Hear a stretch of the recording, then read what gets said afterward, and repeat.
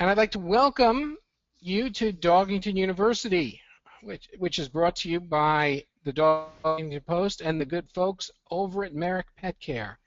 Merrick Pet Care is a leader in real pet food revolution.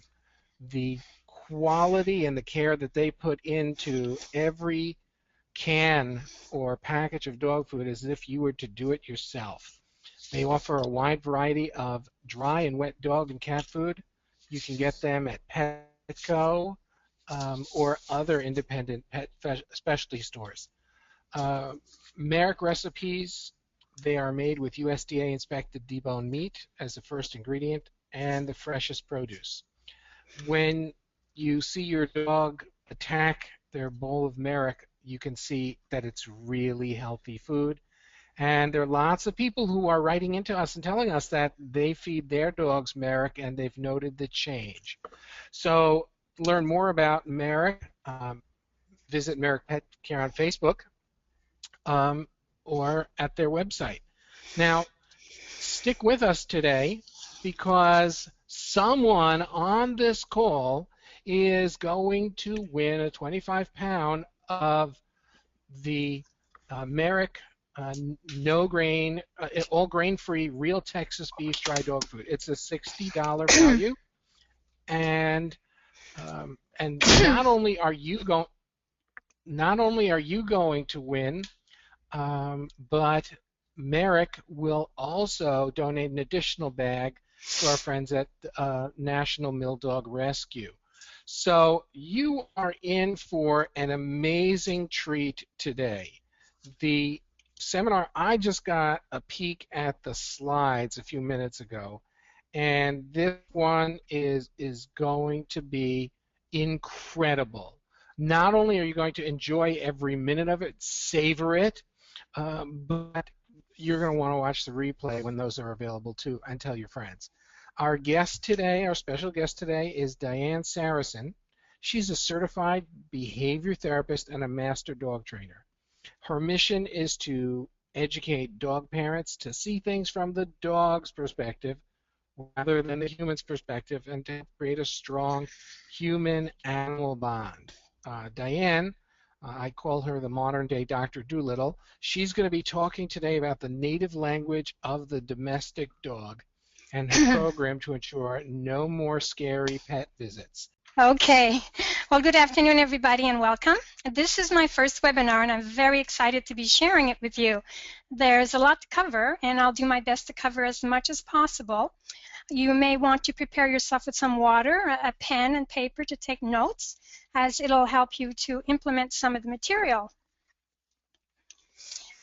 My name is Dianne Sarasin, and I'm a dogaholic, and that really is true. Type in the chat box how many of you can hold a conversation for more than 10 minutes with the word dog not appearing. It's hard. It's really hard. How many of you have one dog? How many have two dogs? Aren't dogs magnificent creatures? I've been involved with dogs one way or another for my entire life, so my experience is hands-on. I'm a behavior therapist and a dog trainer with 40 years worth of loving, living, working, teaching, training, and learning about dogs. I'm recently retired from my in-home dog training business, and now I'm devoting time to dog-related projects and products, such as No More Scary Vet Visits, which is a multimedia presentation and a written training manual, which I will tell you about a little bit later.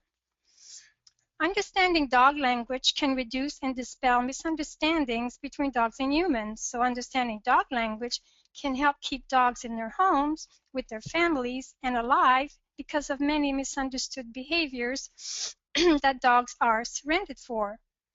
And it can keep you from being bitten, it can keep your child from being bitten, and it can keep the veterinary staff from being bitten. So when you understand the signals as dominant submissive behaviors, you'll then be able to understand your dog better and can respond accordingly. For example, to humans, a hug means love and affection, but to a dog, it represents a feeling of entrapment. and he can't take flight. So hugging does not represent affection to a dog. This is why we tell children that dogs don't like hugs and kisses. Now, I'm sure you've heard the saying, we love dogs because they give us unconditional love. I think we should be reassessing who's got the unconditional love. Is it the dogs? I mean, dogs go, love me and feed me and I'll love you. The late John Fisher once said that dog owners are rich, and he was right. We are rich. We give them lots of beds. There's one in almost every room. We give them lots of toys. We give them lots of veterinary care, which is not cheap. We give them a car. I mean, how many of you bought your car to suit your dog? Then we buy them a house with a yard. Then we buy them another dog. So who gets the unconditional love? Is it the dogs? How many of you have some kind of problem with your dog? Type in your answer and I'll read them off.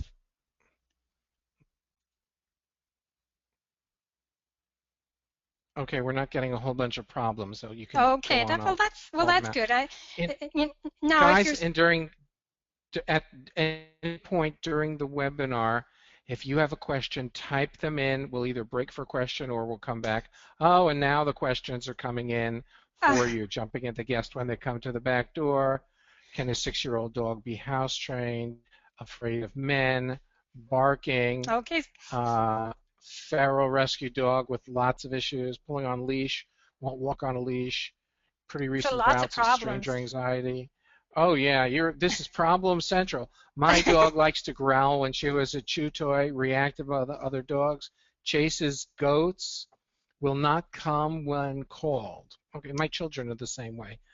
Sometimes ignores me when I try to recall, doesn't always like other dogs. I can't tell when it's going bad quickly enough, wants to chase cars, eats goose poop while walking. Ugh.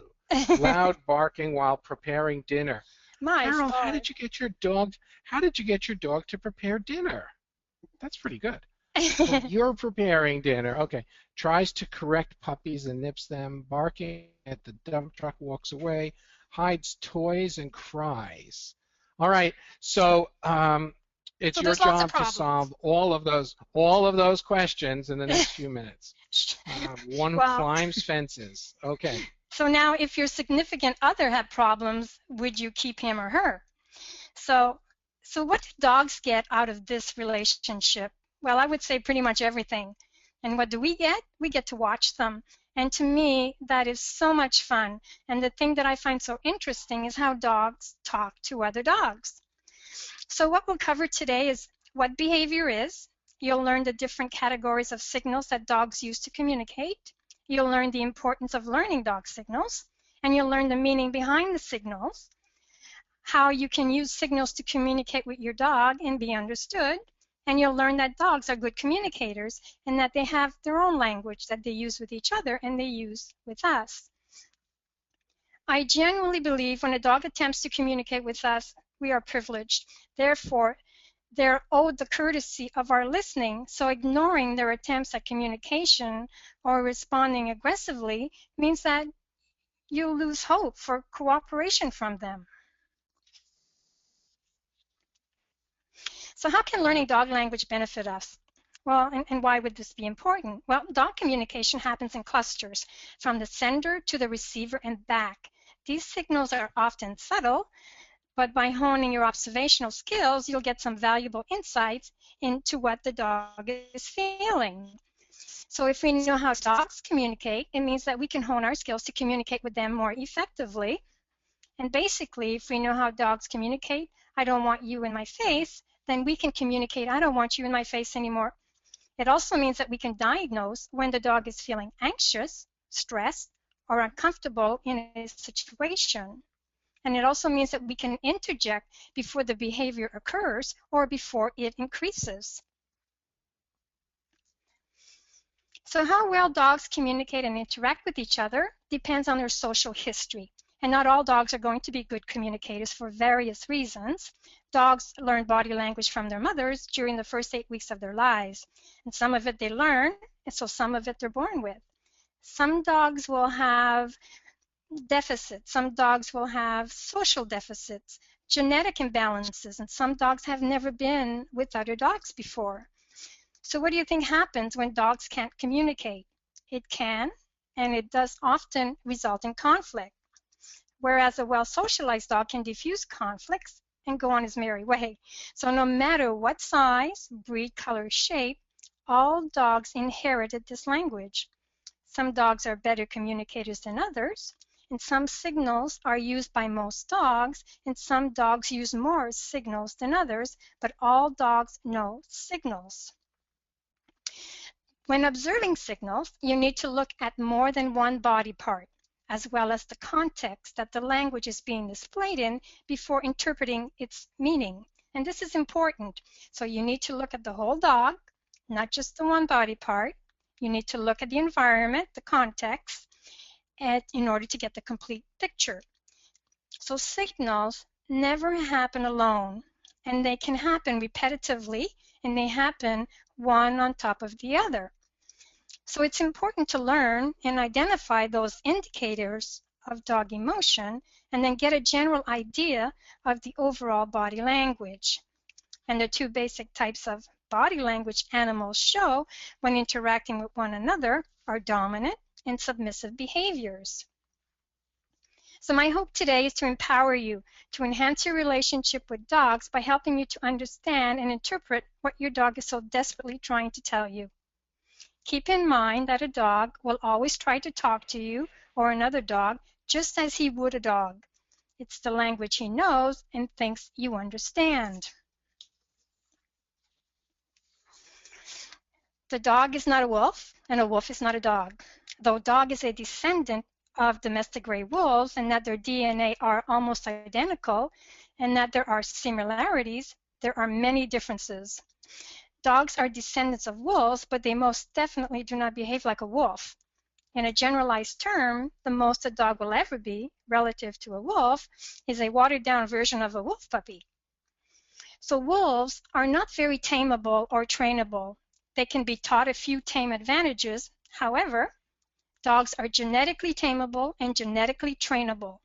Domestication has kept the dog physiologically and behaviorally in an immature state, so dogs retain their juvenile morphology when they reach maturity. So they always look cute to us.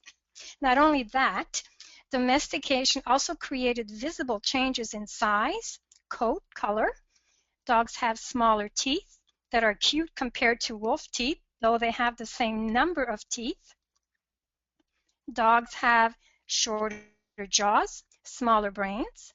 Male dogs are fertile all year long, unless they get neutered. Wolves are fertile from December to February during the breeding season, and female wolves are fertile once a year, while female dogs are fertile twice a year. So dogs also have lost many instincts that had to do with survival in the wild because dogs evolved in the company of humans and can't exist without them. So the wolf has a shape specific to its daily task, and the dog shape is specific to scavenging. So dogs are scavengers.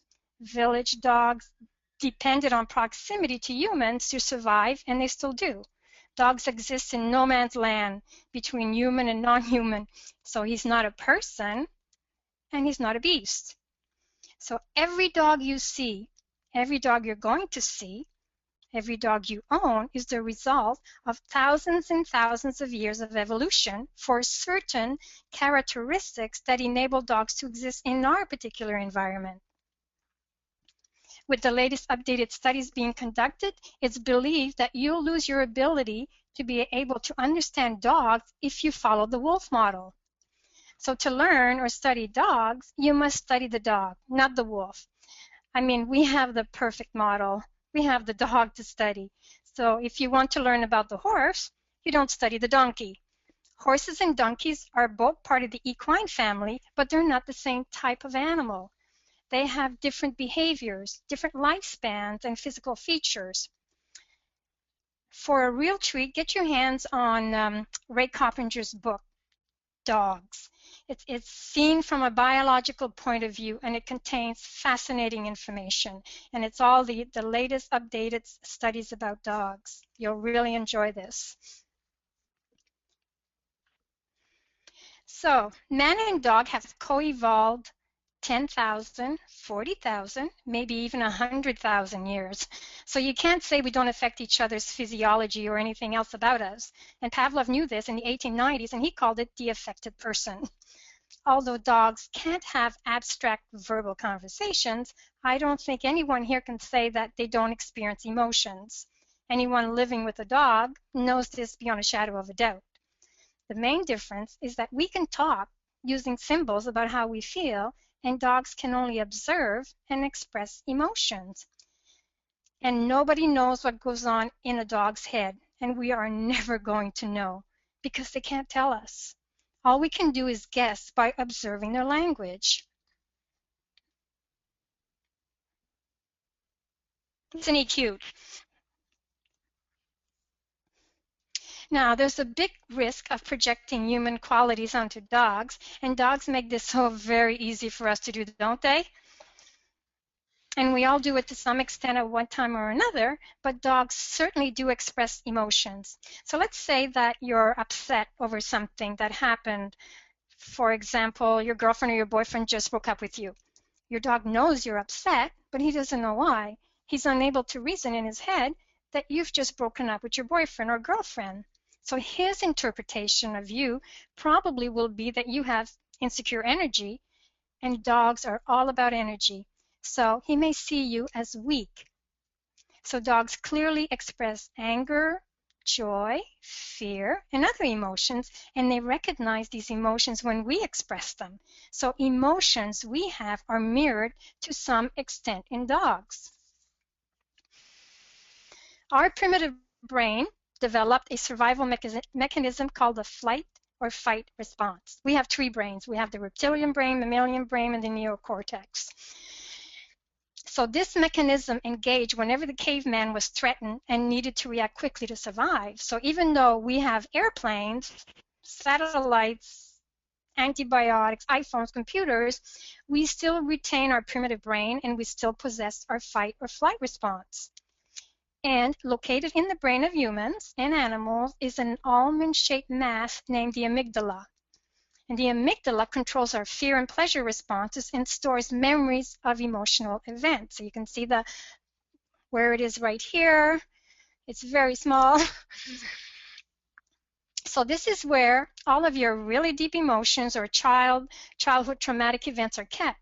And it bypasses the subconscious brain, which is part of the brains that dogs don't have. So the amygdala is the part that dogs rely on a lot because it helps them to survive. So remembering that dogs don't have reasoning ability to the extent that we do is really important. And I can hear my dog. Yes, I do. I do so. So it's very hard to control emotions, especially if you're a dog. So all of those bad emotional events get stored by the amygdala. And as we all know, dogs have an unfailing memory for those bad experiences. That's why we're always working with them. So what happens then when you encounter a similar situation? It'll appear as vividly in your mind with the same feelings as though you are reliving the experience. So an example would be, say you're walking down a trail and you see a snake. What do? Well, first you jump back 20 feet and then you approach it. Oh, it's just a stick. The visual, the stick, went directly to the amygdala and said, stop, go back, panic, move away. Then a second later, your subconscious kicks in and you approach, oh, it's just a stick. Now I really feel stupid. So when dogs get sight of something that scares them, it triggers the amygdala real fast. The amygdala gets a response very, very quickly, far quicker than if it had to go through the subconscious mind, because the dog's brain is focused on instincts and survival. So when people observe dogs, they tend to focus on tails because that's what they've been taught. And tails can be a good barometer of arousal. It indicates energy. But the dog's head is a much better and a safer place to check out. It'll give you more accurate information about what state the dog's in. The position of his ears. If a dog's ears are raised, he's relaxed and listening. If they're back, it could be submission and deference or fear. The size of his pupils, the size of his eyes, they could be bulging or squinting. The position of his head, he could be looking away.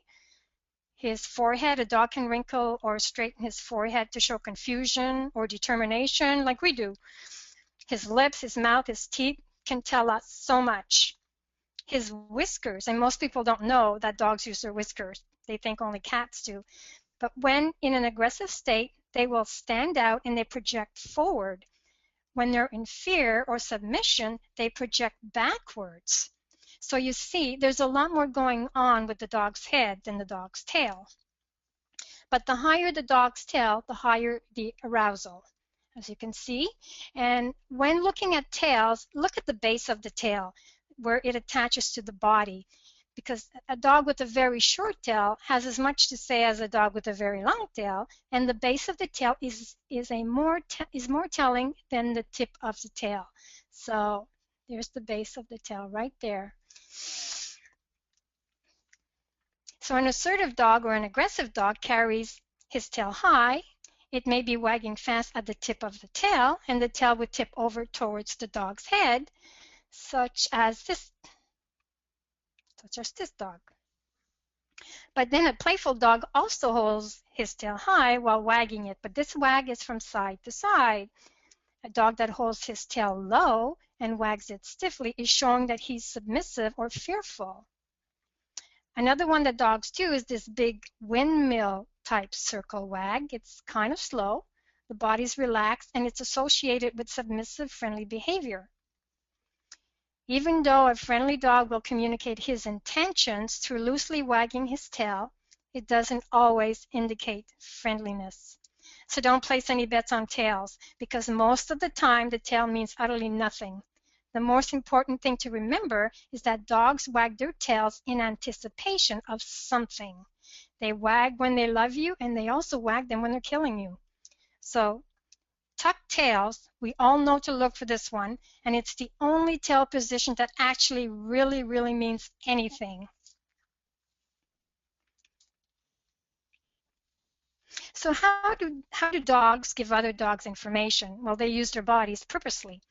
And if you watch dogs long enough, you'll learn that nothing a dog does is incidental or accidental. So language is sent through the dog's body posture, to the way he carries his tail and his ear carriage, through his facial expressions, through body movement, because movement signals the dog's intent, through subtle weight shifts, forwards, which means assertive and aggressive, or backwards, submissive and fearful, and through body tension, just like us, and breathing patterns.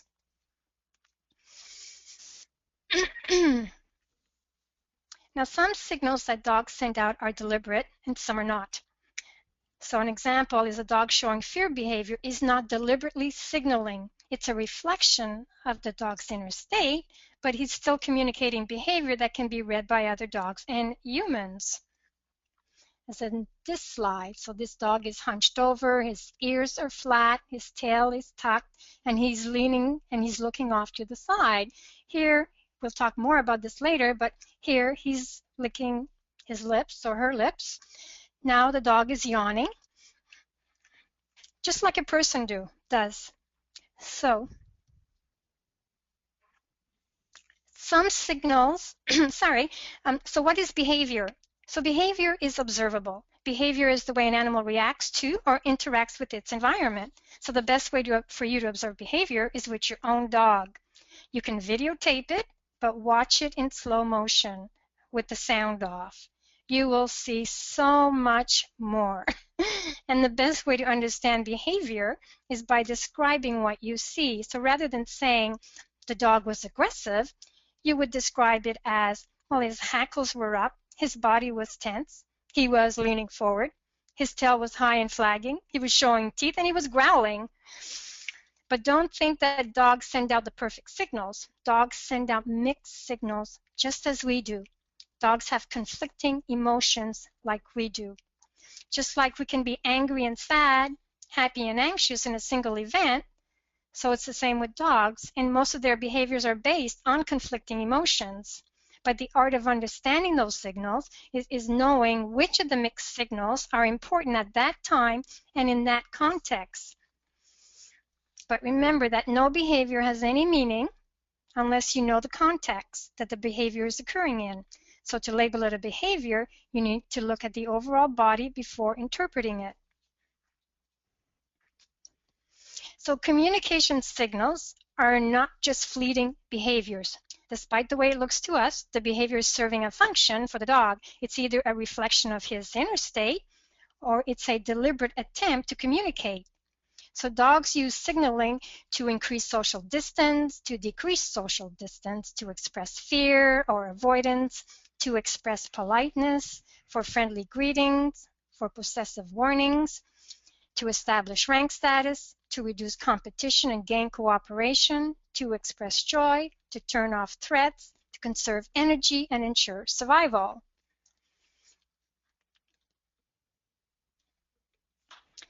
Vocal communications. Now, each vocalization has a different sound and a different meaning. So a bark may be playful or aggressive, and there's many different sounds.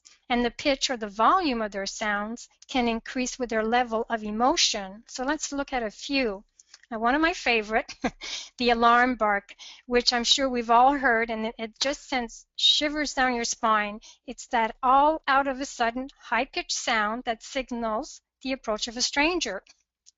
I'd like to do it for you, but you may not want to hear it. Now, growling is a warning signal. It's a distance increasing signal, which we're going to get into later. By the way, never punish a growl or a distance increasing signals for that matter, because if you punish the growl, the dog will skip that warning next time and go right to bite. So you're much safer with the dog that growls than one that doesn't. The dog is communicating with you, so don't extinguish the growl. And never punish a tooth display or a lunge for that matter, because the next time the dog is in that situation, he'll skip it and go right to bite. By the way, guys, let's give Dianne a moment to breathe for a second. How many people here are learning something? How many people are learning something? Type in yes or okay. All right. Not only are people learning something, but people are actually asking you for your slides, and lots of people are asking you to repeat the name of the author of that book that you recommended. Yes, absolutely. And hold on a second. Dogs. Coppinger. Yes, it's Raymond Coppinger, and actually his wife as well, Lorna Coppinger. And the book is just called Dogs. And it's a fantastic read. All right, we'll get that to you in the chat box, folks. Okay, howling. Now, howling is a long-distance call. If you want to have fun with your dogs, then have a howling session, because dogs love it. We do it all the time, and it tires them out. So whining is a signal of insecurity or fear, and whimpering, when dogs whimper, it's a signal of pain. Of course, screaming signals pain or panic. There are many, many more, but we won't get into those today. Another way that dogs communicate is by controlling space around them. A dog controls another dog's movement by placing his body in front of another dog. So he's blocking the way that they don't want him to go, and they leave access to the way they do want him to go. And if the dog keeps coming, a confident dog just holds his ground, and we've all heard that saying, hold your ground. Well, that's what the dogs do. He's committed to controlling that space, so controlling space and positioning of their body is a way a dog also communicates with you. You can also communicate by controlling space and positioning your body.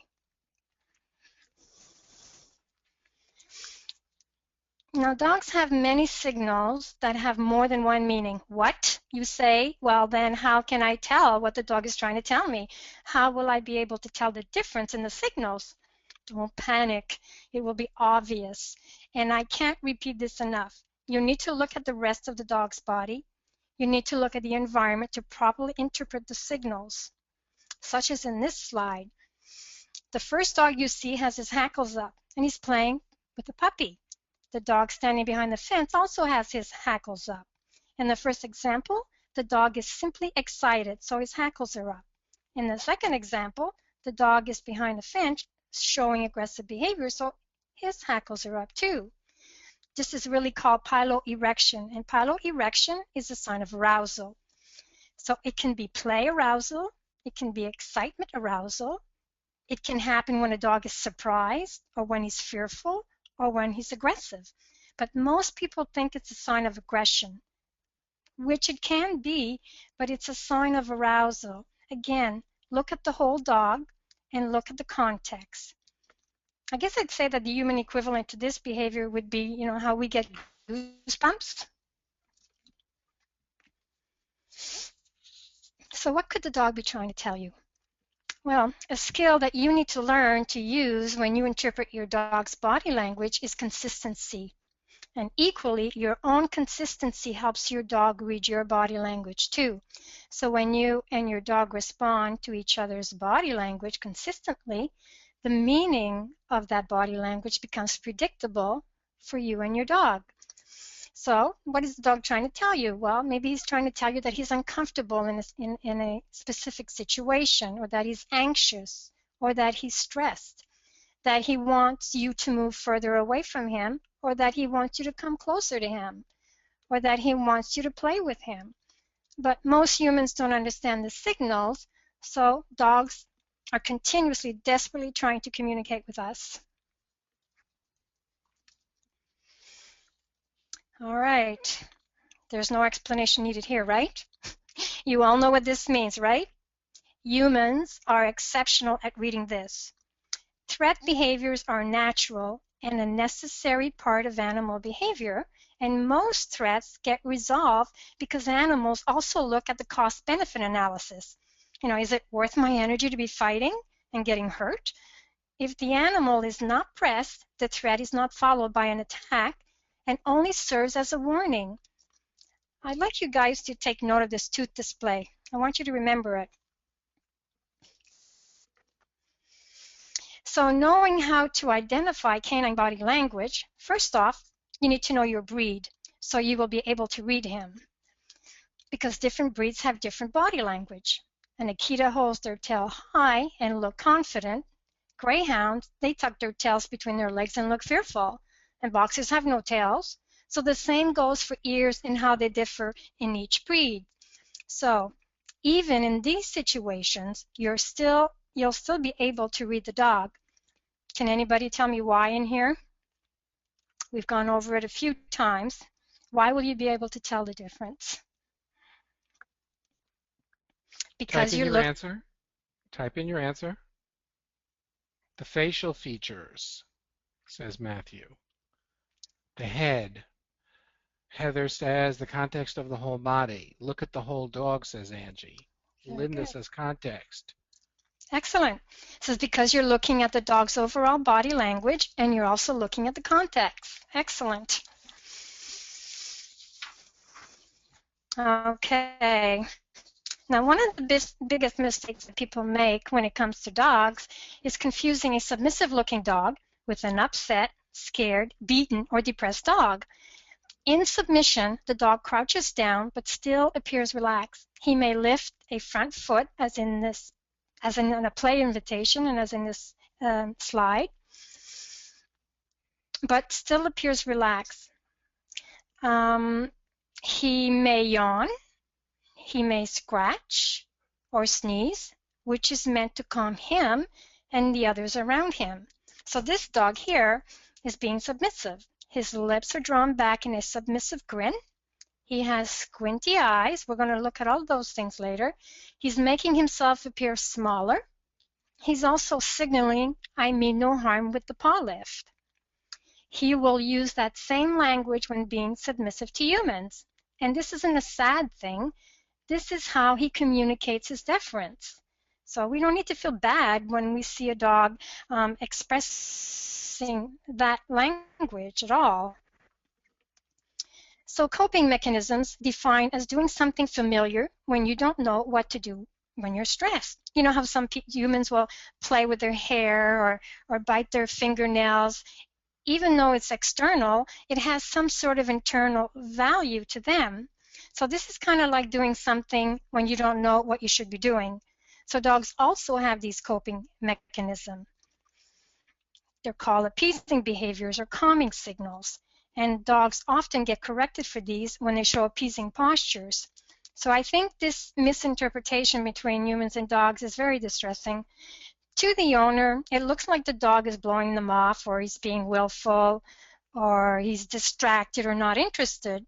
Then the owner becomes angry or applies an undeserving correction because of it. With distance increasing signal, the dog wants to increase the distance between himself and something else. So social distance means the physical distance needed for the dog to feel comfortable. In other words, personal space. Though it's hard to define personal space in inches, the moment a person crosses the boundary, dogs and humans will move away when it's violated. Distance decreasing signals. The dog is telling you they want you to come closer. They are inviting you to come closer. Calming signals or appeasement signals serves to calm the dog who is signaling and calm others around him and to avert potential threats. So they're meant to convey goodwill in the absence of threatening intentions. So all dogs all over the world can communicate with other dogs. So if your dog comes from China, he doesn't need to learn another language. He can talk to a dog that lives in Germany, Russia, and he'll be understood. I mean, to me, how amazing is that?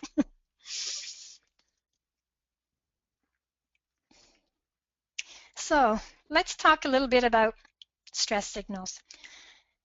These are levels of stress. These are the higher levels of stress. Lack of focus or attention.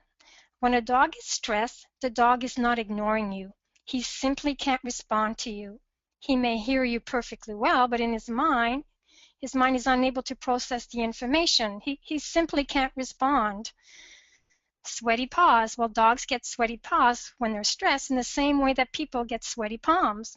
And you can see this on hardwood floors or metal tables like the veterinarians. And of course, you can always feel it. The increased frequency of urination and defecation. A stressed body will try to force fluids out of the system because they're getting ready for flight. They need to be as light as possible. And this happens to us too. I mean, getting ready for this webinar, because I was a little stressed, I kept running to the bathroom. Vomiting and diarrhea, that's where the digestive system is often the first system to react to stress. And I think it's that way with us as well. Drooling usually indicates stress, and this is in the absence of the anticipation of food. And a lot of people don't recognize this. Dogs in crates who can't cope will leave a pool of drool in their crates. They're lying in a pool of drool. It's like car sickness. The second they get in the car, they start drooling. Okay, penis crowning, PG-13 here. This is not an erection. It's a physiological response to excitement or arousal. Now, there's something funny about this picture, and I'm sure you're all noticing it now. I couldn't find a dog that was penis crowning, so I had to take two parts and put it together. So this, of course, only happens to males, and it can be a sign of arousal, it can be a sign of excitement, and it can also be a sign of stress. So something about this, as I've explained, yes, I hope everybody's getting this here. Shedding. Okay, well, dogs shed. We know this. You take a dog who has generalized anxiety, he goes to the vet, then all of a sudden there's a whole lot of hair on the floor. This is the dog's fight or flight response again. He's getting ready to flee. And when they get ready to flee, they get rid of everything that's extraneous so that they're nice and light. They peep, poop, and lose their coat. This is a sign of flight and fight. Shivering. Many dogs will shiver when under stress. If the dog is not cold, then you can consider stress as a cause. Teeth shattering is another sign of stress. And you can see this sometimes with dogs when they're getting ready to play. It can be a sign of frustration. It can be a sign of stress or arousal. Look at the rest of the dog's body. Are the ears back? Is the body stiff? Whining. Well, whining is due to anxiety or excitability when the dog is excited. So, and I've heard a lot of whining in my time. Panting. Panting. This is a dry pant, and they look like they're smiling, but in this panting, usually the tongue is not lolling out. It's kept short. Dogs won't eat when they're stressed, especially if you have a dog with a good appetite. This is the first signal that lets me know that something is wrong, and it's also a good barometer for gauging when the dog is not stressed, because if you're leaving a Kong and the dog begins to eat a little bit of it, then you'll realize that he's coming around, he's not as stressed. Hyperactivity. This is another misinterpreted activity. Stress triggers a defense mechanism that looks frantic. So often, this is interpreted as the dog rebelling the owner. The popular name for this is called the fooling around behavior. And if the dog keeps it up, eventually he's going to shut down. Now, there are many, many more stress signals, but these are some of the big ones that I wanted to cover today. I think I have one more. Peeing or pooping is another sign of stress. I know we went over the diarrhea earlier, but this is different. People often think, and I don't know how many times I've heard this from clients, that the reason the dog is peeing is because the dog is angry with them. Revenge. Revenge is a human trait. Dogs just don't have it. They just don't do it because of anger, except for Dachshunds, and they do it on the bed. So, appeasement signals and calming signals. They have a communicative function. So calming signals serves to calm the dog who is signaling and calm the others around him, and helps to avert or it diffuses stressful situations or potential threats. So when a dog sends a calming signal, it's assumed, if you're a dog, that it'd be returned. So this assures the dog that the signal was received. So when answering another dog signal, dogs can return the same signal or one of a similar meaning, which is very interesting. When you see calming signals, they tend to happen repetitively, one on top of another. So if the dog yawns because he's stressed, he'll also show other signals like tongue flicks or blinking, sniffing, scratching, sneezing, shaking off, lip licking. So they don't happen singularly. They happen one on top of the other, and they happen repetitively. Yawning. All dogs do this. Yawning is one of the most common signs of stress. Stress-related yawns are more intense than those sleepy yawns. Yawning is a sign of stress in people too. If you go to the dentist, especially a pediatric dentist, look at the children and you're going to see a lot of yawning, and it's not because they're tired. You may notice your dog yawning in a stressful situation, such as going to the vets, or during arguments, or getting in and out of the car, or if the dog is held tightly in a hug. And this is something that you can use as well.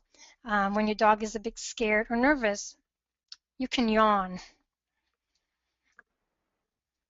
But we'll get into some of that a little bit later as well. Tongue flicking. This is a quick lizard-like darting of the tongue that has a number of meanings. The signal is so quick that you need to really look to see it. But it's frantic flicking. If it's frantic flicking, it means I'm very, very nervous. Please calm down. If it's less frantic flicking, it means I'm nervous, but I'm coping. So, tongue flicks, appeasement signals, encourage affiliative encounters, or when dogs cannot take flight, when it's impossible for them to pacify some hostile encounter. Deliberate head turn behavior. Turning the head away. This is a deliberate head turn. It's not that the dog's head is just turned looking somewhere else. It's an active head turn, so your dog may turn his head when another dog approaches or a child approaches, telling them to calm down. You can use this signal when your dog looks worried when you approach, or when a scared dog starts to bark at you. You can use this signal if the dog is pestering you. I often use this. You put your chin up and turn your head towards your shoulder and remain still, and the dog will go off. He will more likely go away.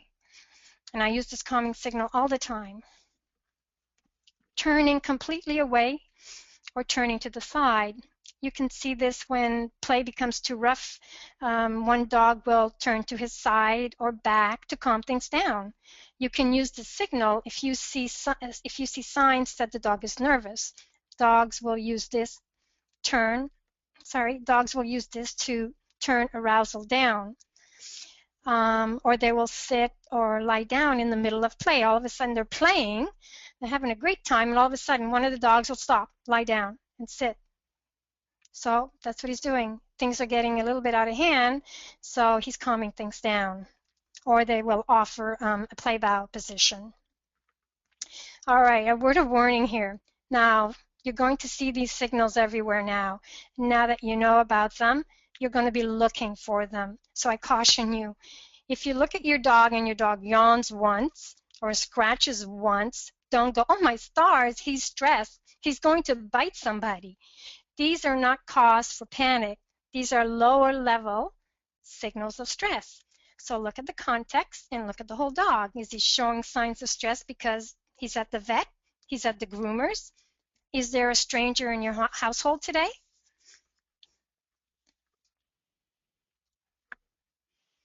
Sniffing the ground. Yes, dogs sniff a lot. We know this.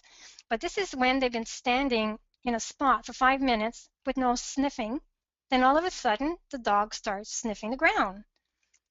Another signal dogs use, and dogs use this signal a lot. This is not one that we can do. Blinking. There's no slide for this one. We all know what blinking looks like. Blinking frequently or with exaggeration is a signal of friendly intent. So when a dog blinks, it shows friendliness or submission. Paw lifts. Now this can indicate uncertainty, but it's also a sign of friendly intent. Now dogs will use this signal for negotiations of personal space or a resource. They can do it standing and they can do it sitting. They have different meanings, like we have different meanings for the words there, spelled T-H-E-R-E, or there, T-H-E-I-R-E, or T-H-E-Y-R-E. It sounds the same, but they all have a different meaning. So dogs do this when they are stressed, for calm greetings, for warning to other dogs that tension is increasing, such as in this paw lift. Now, this paw lift is called a meta signal. It's more dramatic than a calming signal. And a meta signal means that, well, the dog is giving information about how to interpret the other signals that are going to follow. So in this case, I would interpret a warning that aggression is about to begin. So his paw is lifted quite high, and he's letting the other dog know that, hey, something's about to start. Lip and nose licking. Lip licking is another sign of stress. When you see this, it happens repetitively, and it's usually directed at whatever is stressing the dog. A dog may use this when another dog approaches, or if you are standing over him, or if you are angry at him. Black dogs use this signal more often than other dogs, as well as dogs that have a lot of facial hair, which I always feel bad about. They can't see. This may be because their features are more difficult to see, and a pink tongue, just stands right out. So this is a signal that you can offer in return. And it's one of my favorite ways to greet a dog and know that they recognize it immediately. A strong way to get a message to a stressed dog is to offer a combination of signals, like we were looking at. You could do some lip licking, slow blinking, yawning, or yawning and looking away, lip licking, any combination of these signals. And the big ones that I use are yawning, slow blinking, and lip licking. I'll repeat them. The big ones that I use are yawning, slow blinking, and lip licking. Looking away, and if the dog is a good communicator, he'll return those signals. Really, he will. Use calming signals. Use calming signals in obedience class before a trial, whenever your dog is stressed. So if you're going to do some sort of obedience competition, you could use those signals before you get into the ring, letting him know that, hey, it's cool, there's no threat here. Face licking indicates submission, or it's to appease an authority figure. You see this signal in situations of stress or conflict. Now, some dogs lick their own lips or may lick a person or another dog to whom they wish to signal deference to. Now, this licking is on the side of the face. It's not on the mouth, which is a care-seeking behavior. Of course, you will see other signals, such as in this slide. The ears are back and his eyes are squinting. Moving, excruciating slow. This is where the owner believes that the dog is just being stubborn or deliberately trying to bug them. The owner shouts angrily to his dog, down, and the dog goes down really, really slow, as if in slow motion. Or the owner shouts out angrily, come, and the dog comes, but he comes in really, really slow. That is a calming signal, and he usually gets punished for this. Scratching behavior. Yes, dogs scratch, but then you ask them to do something, and all of a sudden they begin to scratch. Or you touch their paw, and suddenly they start scratching. You see a lot of this when you attend obedience class. You ask the dog to heel, and all of a sudden he needs to scratch. And people wait for him to scratch. Shaking off. This is as though the dog is wet and he shakes off the water. And every dog does this. He's shaking off stress. You do something invasive and the dog shakes off. Give him a kiss on the head and he shakes off. So they can do one shake or several in a row. They also do it when they're transitioning from one activity to another. And this is a very common calming signal. The sneezing behavior. Now, this can be a sign of stress in dogs. The dogs will sneeze from excitement. I mean, they could sneeze because they have something up their nose, but I don't think they too often get something up their nose because they're always sniffing. So dogs can sneeze for arousal or nervousness. Do you know what the other meaning of sneezing is? You start playing ball, and all of a sudden they start sneezing.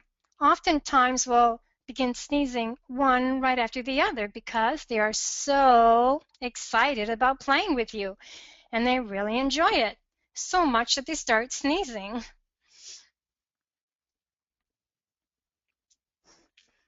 Body curving behaviors.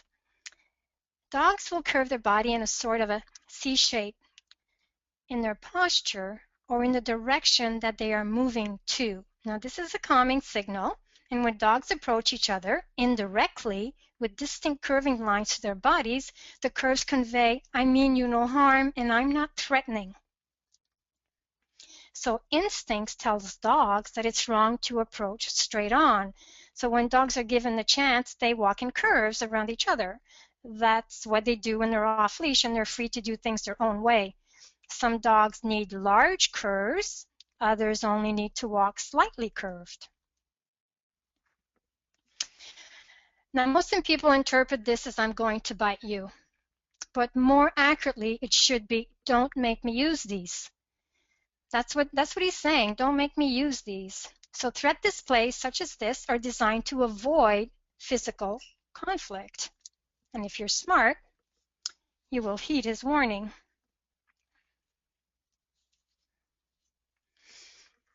So, again, do not punish these signals. If you punish the growl or the tooth display or the lunge, next time the dog will skip it and go right to bite. The dog is saying, go away, back off, we don't like it, But until you can do something about it, respect the signals and move away. These signals are meant to increase the distance between two individuals. They're a way of saying you're invading my comfort zone. So by paying attention to distance increasing signals, you're often able to avoid being bitten. It's also called ritualized aggression. Overall, not a totally negative behavior. A dog's ability to engage in ritualization is really an effective strategy, and serious damages are often prevented because of it. So threat displays such as this are designed to avoid physical conflict.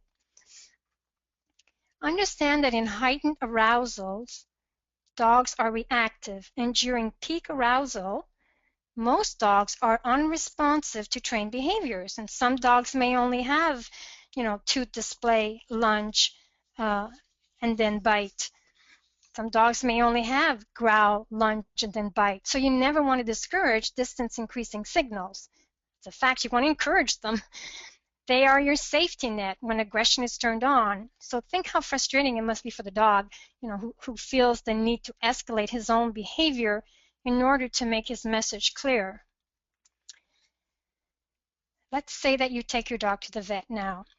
He's already stressed by this, and then in comes the vet, which heightens the dog's stress. And now this stranger wants to touch him all over, and he's never been prepared for this. What a normally calm dog may do is panic and snap. A normally confident and friendly dog may become cautious and nervous. An assertive or a bossy dog that's been punished too far, too fast, growls and shows teeth, saying, I can't handle this. Please don't touch me the only way that he knows how. So if you want to avoid these stressful situations, that's what No More Scary Vet Visits program is all about, which I'll explain later.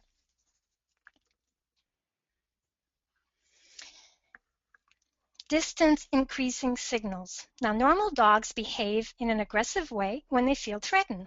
Even though I hear a lot of, my dog would never bite, my dog would never growl, my dog would never do this. All dogs will do what they have to do to make themselves feel safe if they're being threatened. They only attack after warning numerous times that they're ready to do it, if they have to. Warnings are usually progressive, meaning that the dog threatens with more explicit language every time. So whether we like it or not, we need to recognize that the wide range of behaviors labeled as aggressive are communications from the dog. Dogs don't snap, snarl, growl, or bite without reason, and those reasons can range from feeling afraid to feeling confidently challenging, as we'll all see later when we look at the escalation chart. And note that puppies are not immune to aggression. You'll see the same behaviors in puppies that you'd see in a dog. You can see hard eyes, such as in this dog, and they have this alienation in their eyes when they do this. It's like some sort of light, very, very tiny. Growling, snarling with the full front lip curl, tooth displays, their ears are alert and forward, their bodies are tense, their face is tense. They will, have excessive barking, which will be fast and low, and it's that one that, says go away, woof, woof, woof, woof. That one is fast and it's low. And dogs can vary the shape and size of their eyes or the direction and the intensity of their gaze. An aggressive dog is likely to have eyes that look larger than normal as well, as you can see in this dog.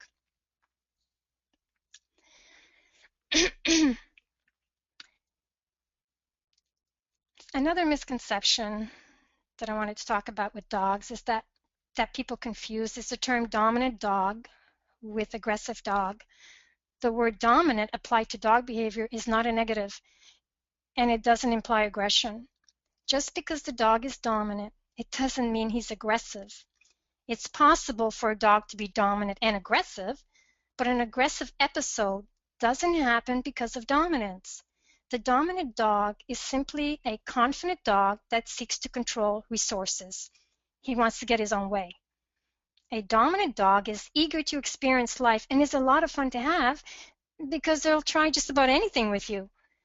But still, people mistake aggressive behavior with dominance challenges. No normal dog attacks because of dominance. Some dominant behaviors that dogs do to each other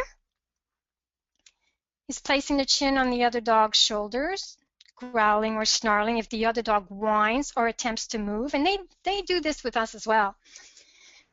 Placing the front paws on the other dog's back, circling and sniffing the other dog, holding the ears erect or holding their tails erect, looking directly at the other dog, or deliberately marking the area with urine. Tooth displays. Now this is important. Do you guys remember that other tooth display I asked you to remember earlier? They are different. They are different types of tooth display, and they each have a different meaning. This is a C-shaped tooth display where you see the incisors, and this is more threatening than the one I told you to remember earlier, where you can see the molars. The dog's molars. The C-shaped pucker is more of a threat display, but please don't stop to try and figure this out. Just get out of the way. Just move. See, here you can see the molars. So this tooth display is more dangerous than this tooth display. Either way, just take off, move away. Whale eye. The most important thing you need to know about the eyes is the half moon or the whites of the dog's eyes. Now, whale eye happens when a dog is stressed or when he's threatening. The skin over the top of the head is so taut that it stretches the eyelids away from the eyes, exposing the whites of the dog's eyes.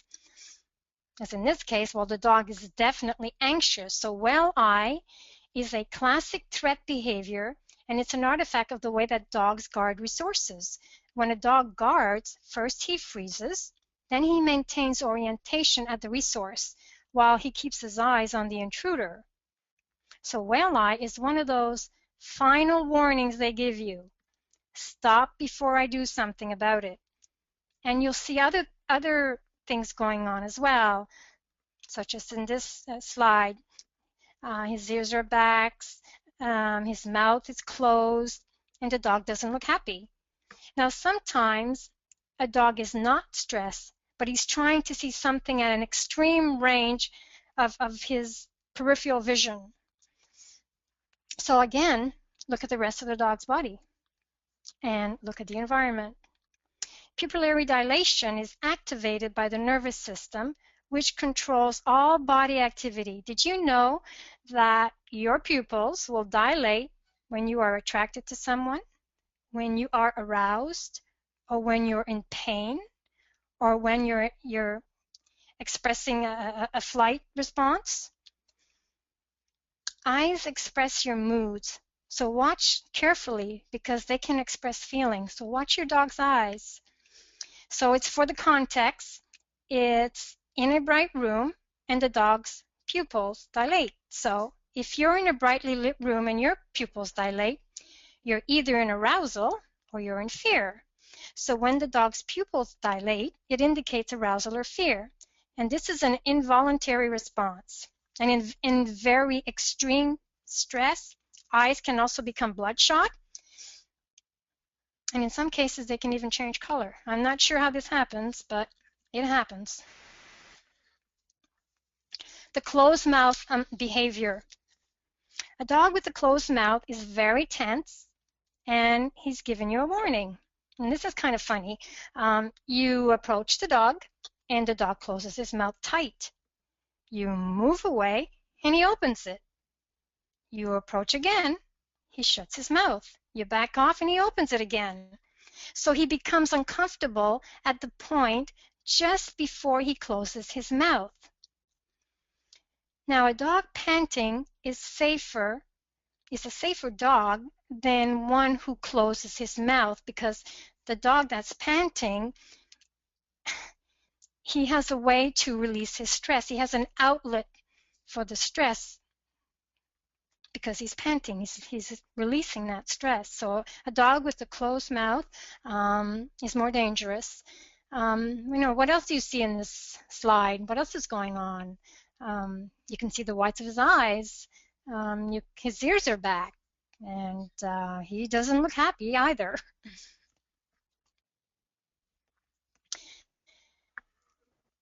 The rollover. Okay, this has two meanings. This is not the pet me rollover. This scene may have happened to you at one time or another. You go outside to get the dog, and he rolls over.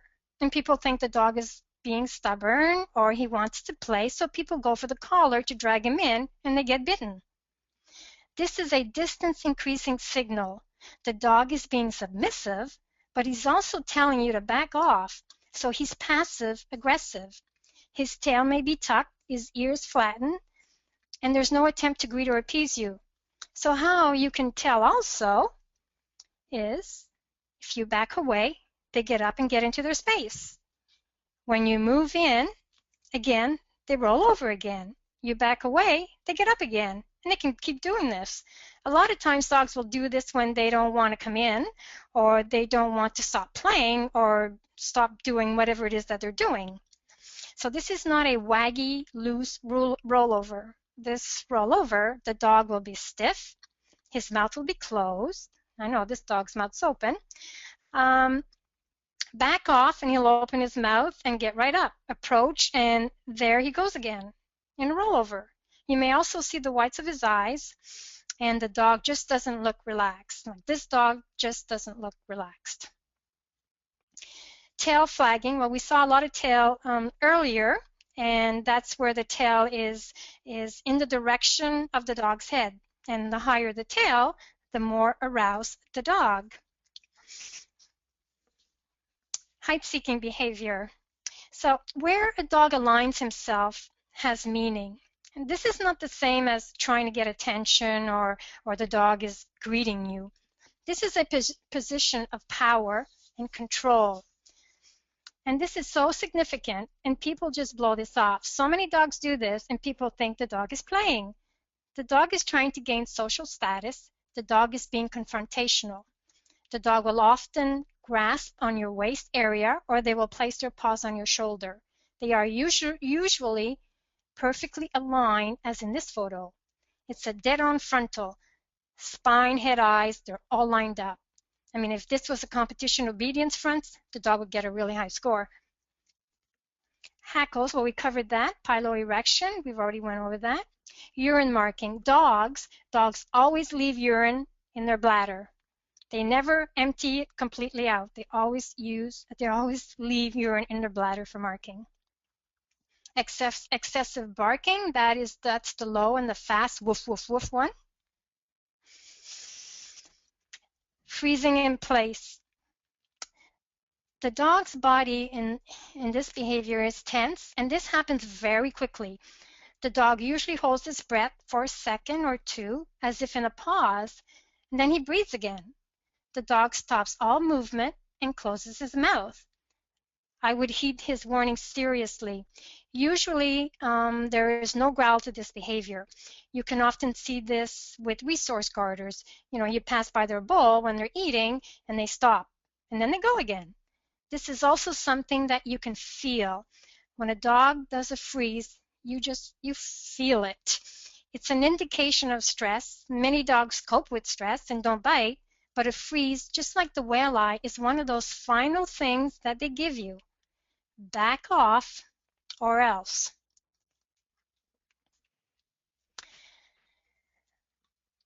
Now this chart illustrates where the green communication and the conflict resolution signals tips over into actual aggression. So as you can see, there's usually plenty of warning signals before a bite. From displacement, behavior, sniffing the ground and scratching, to calming signals.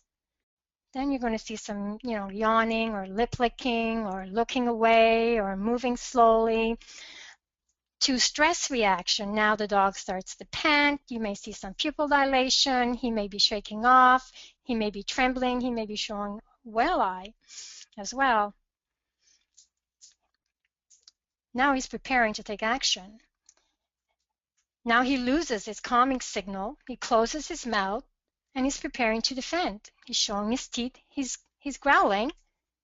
He can either take flight and withdraw, and then go right to lunge bite. So that's why I say don't extinguish any signals, because if you lose the signals, the dog will go right to bite. So you want to see as many signals as possible so that you know what's going on and so that you are prepared, so that you understand.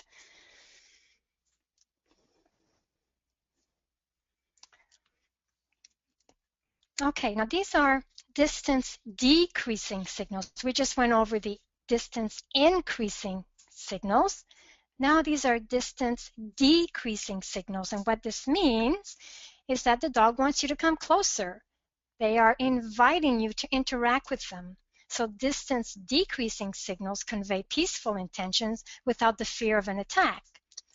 So the classic play bow dogs will do this when they want to play. This is a distance decreasing signals. They want you to come closer. And what the dog is saying with the play bow is, I want to play, and anything I do after this play bow signal is all play. So I can pin you, I can mouth you, I can do anything, but it's all in play. Also, this position allows the dog to move easily in any direction. He can go left, he can go right, he can go forward really fast. But bows, they are also used to maintain play during the play. So a lot of times dogs are playing, and you'll see a lot of bows in there. Or dog will do a play bow just before he begins to play. He's asking you to play with him. Another distance decreasing signal is eye contact avoidance. A wagging tail. Now this is where the tail is wagging in a windmill fashion, or the whole butt is wagging. I love that.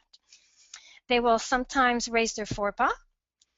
They will sometimes show a submissive grin, urine drippings, or a submissive rollover.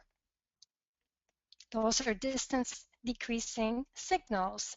The submissive roll, in this roll, the dog is soft and waggy. He doesn't look like the other one, does he? He looks loose and happy.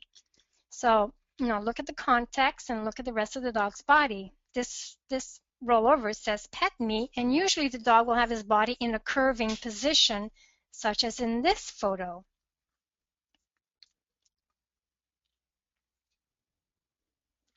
The submissive grin behavior. Now the lips are drawn back, but usually in the submissive grin, there's no teeth showing.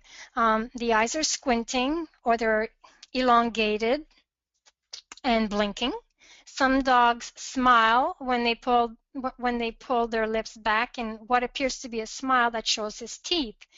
And some dogs do smile. It's an expression. By the way, dogs that show that smile only to humans and not to other dogs. But as I said, certainly not all dogs smile. So with the smile, you will see a little bit of teeth. Okay, now a dog's way of getting to know you. Sorry. One of the ways that dog wants to find out about you is to sniff you. And a lot of people think just because the dog is sniffing them that, they want to be petted. But that's not so. They want to find out about you. Are you male? Are you female? Do you have a dog? Do you have a cat? Where have you been? Are you a nice person or not? So it's best to just let the dog do his own thing, and don't touch them. They will let you know. They don't keep it a secret if they want to be petted and want you to socialize with them. Usually they'll start wagging or they'll nuzzle up to you. So they really let you know. Now I just wanted to talk a little bit about the No More Scary Vet Visits. This is the the URL that you can go to check out the No More Scary Vet Visits. It has received great testimonials from Temple Grandin and Sue Sternberg and Stanley Coren and Roger Abrantes and Brenda Aloff.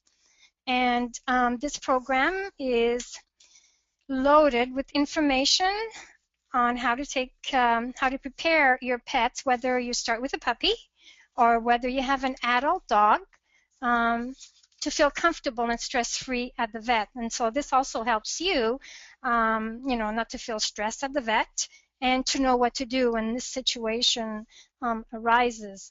So it's a really great program, and I hope you'll have a look at it. So dogs struggle to understand humans as much as most humans struggle to understand dogs. With just a little canine body language education, you'll find it easy to communicate safely and make friends with cautious or defensive dogs, and find it easier to train your own dogs. So body language is universal, but pay attention to both sides of the conversation. You are also communicating with your dog with your body language, and keep in mind that dogs don't interpret your body language the way that you mean it. They are interpreting it in their own language, and that context is key. Is the dog yawning because he's at the vet? Are you seeing other signals? So look at the whole dog before interpreting its meaning. And a dog's interpretation of our actions is not the same as ours. And as I said earlier, vice versa. So I really hope that you guys enjoyed what you heard today.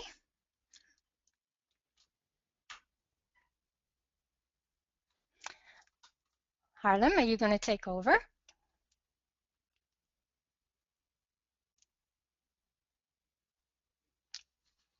Hello. There we go. Okay.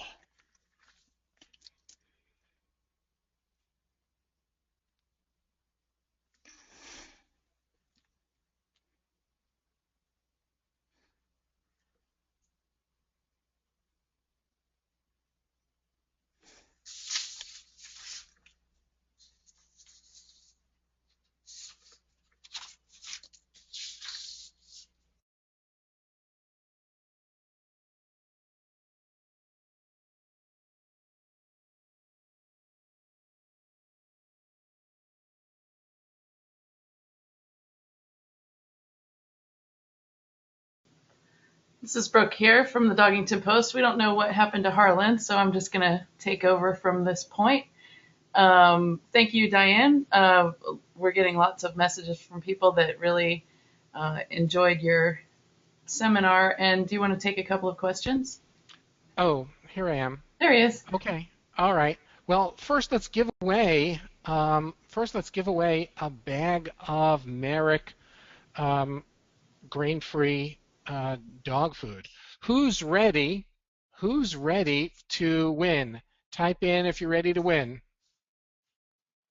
Okay, so go ahead and put your get ready. Put your hand over the typing box, because you got to be fast. This has got to be fast. It's ready? So here we go. What does growling mean? What does growling mean? Type it in. Okay, and the first person to answer correctly. Oh gosh, you guys are so quickly. Man, you guys are fast. The first person to answer correctly is Matthew London. Matthew, the growling is a warning, and Dianne said that the next thing coming after growling could be something worse. So Matthew, if you would please send your contact information to us at info at dogingtonpost.com. We will get your information over to Merrick, and not only will they get you a voucher, but they will also donate a bag to the National Mill Dog Rescue. You can follow what Merrick is doing at facebook.com/Merrick Pet Care. Okay, folks, lots of you had that. Thank you, Matthew, for winning. Thank you, Merrick. Dianne, would you like to answer a few questions? Sure. Can you hear me? We can hear you. So go ahead. Okay. Okay, folks, Excellent. please type in questions now. We've got lots and lots of questions, but go ahead and type them in now, and we will get them over to Dianne. She won't see them, but we'll read them off to her. Any questions at all? Okay, here we go. Linda wants to know, how do I stop dominant waist hugging?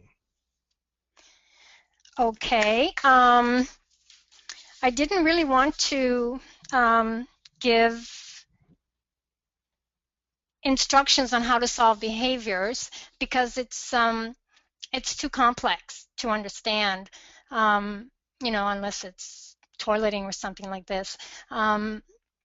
So I feel that it's better to talk with someone because I need to know what's going on and when this is happening and to who it's happening to. So I really don't or can't answer that question. Okay. What's the best way to work with a shy, scared, sheltered dog? The best way to work with this guy, okay. Slowly, incrementally. Do not make him do anything that he doesn't want to do. The dog will approach. Again, it depends on the situation, what it is he's afraid of. So there's a lot of things to consider when trying to give information to a person or a client about their dog. It's not just a quick answer.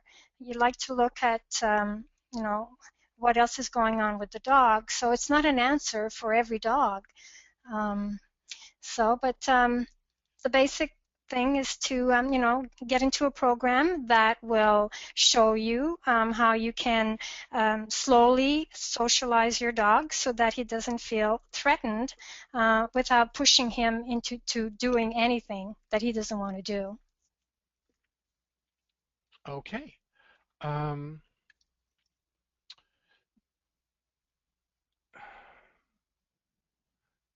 So I like to answer questions, about, what we spoke about today, but answering questions on how to solve behavioral problems is more complex.